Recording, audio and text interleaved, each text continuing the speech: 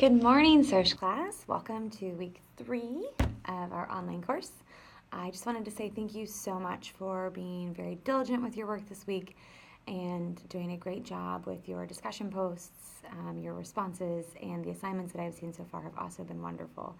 I really do appreciate you taking the time to relate to the course material within your threads and your responses to one another, as well as sharing your personal experiences and your opinions.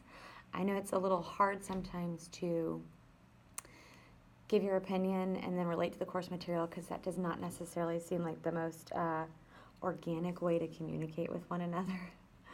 You know, let me tell you my story of my life, but let me also talk about something from the textbook. It's just not normally the way things are, but it is the way that online classes are set up, so I really appreciate you guys playing by the rules and doing that, so thank you very much. Also, I wanted to just commend you on using outside sources and doing a really good job of using citations for those. Some of you brought some citations into the course this week for sources that I have never seen, and I was kind of excited to read some things I hadn't read before, so I really appreciate you doing that. It's always fun when the teacher can learn something as well. This week, we are going to be talking a little bit about the inequalities between the elderly and the younger populations. And then we're also going to be covering a chapter on crime, peace, and the criminal justice system. The topics are pretty different, so we're kind of going to be doing two things that really don't go hand in hand, but they're pretty interesting. A lot of these things are going to be common sense to you once you start to read them, but I ask that you kind of go in with an open mind so maybe you can learn something about some of the ageism as well as some of the reasons why we have so many criminal issues. So I look forward to seeing your responses this week in the online classroom and hearing from you. One thing I do want to kind of coach you through this week, since it seems as though I did a little coaching last week and things got much better, is just to think about your writing skills this week. I would really like you to focus on thinking about college level writing. So making sure that you're reading your responses out loud or having someone read them for you. Checking to make sure that you're not using run-on sentences, that you're using proper punctuation and grammar.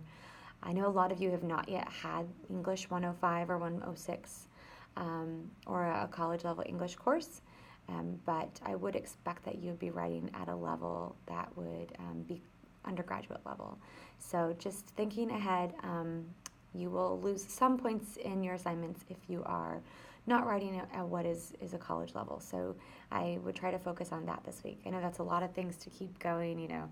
Tell me your opinion, relate it to the course material, and now think about your writing skills. So I hate to keep doing that to you, but I did see such a huge amount of growth this week, and I really think that you're capable of doing that this week as well.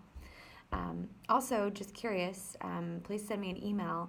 I'm kind of enjoying doing these videos, and this isn't something that I've done that often, so I was wondering if you all would be interested in me doing a little bit of lecturing via video. If that's something you'd be interested in, please take a chance to send me an email or post something in the instructor's office hours area letting me know that you would like to see a little video lecture.